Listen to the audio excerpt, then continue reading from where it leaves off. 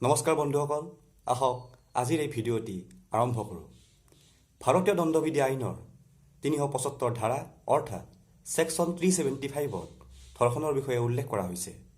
যেতিয়া এজনী ছোৱালীয়ে নিজৰ ইচ্ছাৰ বিৰুদ্ধে এজন ল'ৰাই বলপূৰ্বকভাৱে দৈহিক সম্পৰ্ক অথবা যৌন সম্পৰ্ক কৰে, তেনেহ'লে ছোৱালীজনীয়ে ল'ৰাজনৰ ওপৰত ধৰ্ষণৰ গোচৰ এটি ৰুজু কৰিব পাৰে।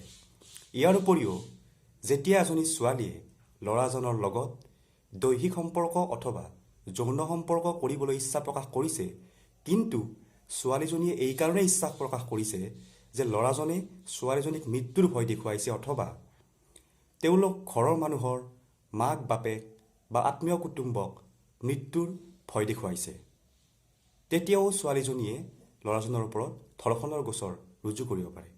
ইয়াৰ উপৰিও বন্ধুসকল, যেতিয়া এজনী ছোৱালীয়ে ল'ৰাজনৰ লগত দৈহিক সম্পৰ্ক অথবা যৌন সম্পৰ্ক কৰিবলৈ ইচ্ছা প্ৰকাশ কৰে, কিন্তু এই কাৰণে ইচ্ছা প্ৰকাশ কৰিছে যে ল'ৰাজনে ছোৱালীজনীক কিবা নিচাজাতীয় দ্ৰব্য তথা অন্য কিবা এনেকুৱা দ্ৰব্য খুৱাইহে ছোৱালীজনীক এই কাম কৰিবৰ কাৰণে মান্তি কৰাইছে, তেতিয়াও ছোৱালীজনীয়ে ল'ৰাজনৰ ওপৰত ধৰ্ষণৰ গোচৰ ৰুজু কৰিব পাৰে।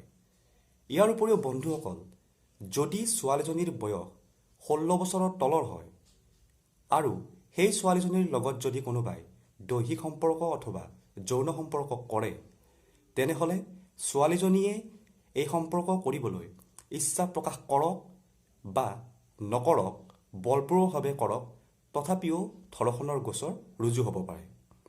ভাৰতীয় দণ্ডবিধি আইনৰ ছেকশ্যন 376 অৰ্থাৎ 376 ধাৰাত উল্লেখ কৰা হৈছে, যদি এনেকুৱা অপৰাধীক আদালতে দোষী হিচাপে সাব্যস্ত কৰে, তেনেহ'লে তেওঁক 7 বছৰৰ ওপৰত কাৰাদণ্ড অৰ্থাৎ জেইল দিয়াৰ ব্যৱস্থা কৰা হৈছে। আৰু এইটো এটা জামিনবিহীন ধাৰা অৰ্থাৎ ইয়াত কোনো ধৰণৰ জামিন নাপায়। বন্ধুসকল, আপোনালোকে গম পাইছে যে হায়দৰাবাদত এগৰাকী মহিলা পশু চিকিৎসক প্ৰিয়ংকা ৰেড্ডীক যোৱা 27 নৱেম্বৰ তাৰিখে নিৰ্মমভাৱে ধৰ্ষণ কৰিছে আৰু তাৰপিছত ধৰ্ষণ কৰি তেওঁক মাৰি পেলাই জ্বলাই দিয়া হৈছে। যদি সেই অপৰাধীজনক আদালতত দোষী সাব্যস্ত হয়, তেনেহ'লে সেই অপৰাধীজনক গোটেই জীৱন কাৰাদণ্ড লগতে অথবা মৃত্যুদণ্ডও দিব পাৰে। গতিকে বন্ধুসকল, সজাগ হৈ থাকিব, সাৱধান হৈ থাকিব। ধন্যবাদ।